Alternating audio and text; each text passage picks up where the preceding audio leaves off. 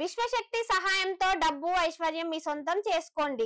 Law of attraction work shop కేవలం 999 రూపాయలకు మాత్రమే.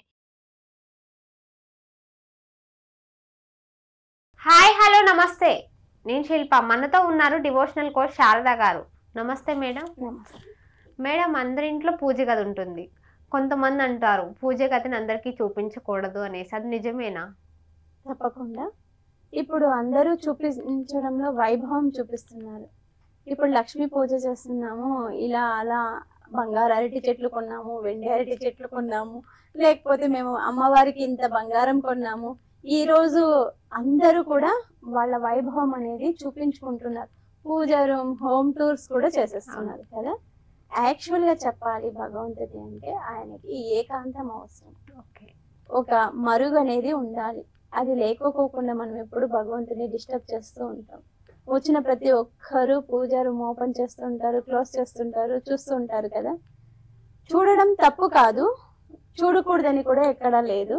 కాకపోతే అది ఒక మరుగు. మనకి పర్సనల్ రూమ్ ఎలాగుంటుందో భగవంతుని కూడా అది పర్సనల్ రూమ్ లాగే మనం భావిస్తాం. దాన్ని ఈశాన్యంలో ఒక గది నిర్మాణం చేసుకొని ఆ భగవంతుని మనం సపరేట్ గా పెట్టుకుంటాం. నవ్వే డేస్ బాగా ఎక్కువ పూజ అంటేనే ఒక అర్థం లేకోకుండా అయిపోయింది కదా. ఎంతో వైభవంగా వెండి విగ్రహాలు, బంగారు విగ్రహాలు షో ఆఫ్ చేసుకుంటున్నారు.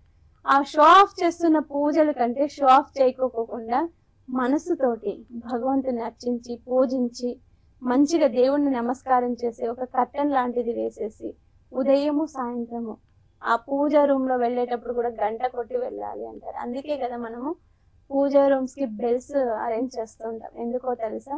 ఇప్పుడు స్కూల్ అయిపోయిందంటే స్కూల్ బెల్ కొడతారు కదా. బెల్ కొడితే పిల్లల స్కూల్ అయిపోయింది, లేకపోతే లీజర్ పీరియడ్, ఇలాంటివన్నిటికీ బెల్ అనేది సిమ్టమ్ ఇస్తుంది కదా. ఒక ఫ్యాక్టరీ చూడండి, టైమింగ్ వెళ్ళాలి అనేటప్పుడు బెల్ కొడుతుంది, ఆఫ్ టైం అయినప్పుడు బెల్ కొట్టేస్తుంది కదా. అదే మనం పూజా రూమ్ కి ఎప్పుడు పడితే అప్పుడు తలుపులు తీసుకుంటాం, ఎప్పుడు పడితే అప్పుడు. ఆయన ఏకాంతాన్ని మనం భంగం చేసిన వాళ్ళం అవుతాం. కాబట్టి అలా చేయకూడదు అనేది ఒక ఉద్దేశం తప్పితే భగవంతుని చూడకూడదని ఎక్కడ రాయలేదు, భగవంతుని చూపించకూడదని కూడా ఎక్కడ రాయలేదు. చూడాలి అనుకుంటే ఆయన టైంలో మనం వెళ్ళాలి. మన టైంలో ఆయన రాడు కదా. మన కోసం కదా భగవంతుడు ఉన్నది. భగవంతుని కోసం మనం లేం కదా. మనకి కదా అవసరం భగవంతుంది. మన అవసరం భగవంతునికి ఉందా? లేదు కదా. కాబట్టి ఏ టైంలో వెళ్ళాలి, ఏ టైంలో వెళ్ళకూడదు. ప్రతి టైంలో మనం శుచి శుభ్రంతో ఉండొచ్చు, ఉండకపోవచ్చు. ఉదయం అంటే స్నానం చేస్తాము, భగవంతుని తలుపు తీస్తాము. సాయంత్రం అంటే స్నానం చేస్తాము, దీపం పెడతాం, కాబట్టి వెళ్తాం.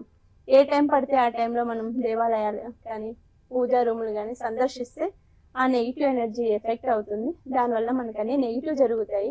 వచ్చిన వాళ్ళందరూ కూడా మన దేవుణ్ణి చూసి, మన వైభవాన్ని చూసి, కొంతమంది అబ్బా ఎలా డెకరేషన్ చేసుకున్నారో చూడు అని ఫీల్ అయ్యే వాళ్ళు ఉంటారు. కొంతమంది ఫస్ట్ పూజా రూమ్ లోకి వెళ్ళి ఇంకా బాగా ఇవ్వు స్వామి అని కోరుకున్న వాళ్ళు ఉంటారు. అంటే పాజిటివ్ వైబ్స్, నెగిటివ్ వైబ్స్ అనేవి పనిచేస్తాయి. కాబట్టి ఎవరు మంచి వాళ్ళు, ఎవరు చెడ్డవాళ్ళు మనకి తెలియదు. అందరూ పైకి కనిపించడానికి బాగానే అనిపిస్తారు, కానీ వాళ్ళ లోపల ఉన్న కుళ్ళు కుతంత్రం అనేది మనకి తెలియదు కదా. అందుకే కొంచెం గోప్యంగా ఉండండి, గోప్యాన్ని పాటించండి, ఒక కర్టన్ వేయండి అని చెప్తూ ఉంటారు. భగవంతునికి డిస్టర్బ్ చేయకూడదు అని చెప్తుంది. Thank you madam. మేడం, అలాగే వెబినార్ ఎప్పుడు ఉండొచ్చు మేడం? వెబినార్ కావాలి మాకని అడుగుతున్నారు, వారి కోసం. తప్పకుండా కింద స్క్రోల్ అవుతున్న నెంబర్ కి కాల్ చేశారంటే ఈ మంత్ 24th వెబినార్ ఉండొచ్చు. ఒక రోజు అటు ఇటు అయినా కూడా కింద కాల్ చేశారనుకోండి, వాళ్ళు కన్ఫర్మ్ చేస్తారు. Thank you madam.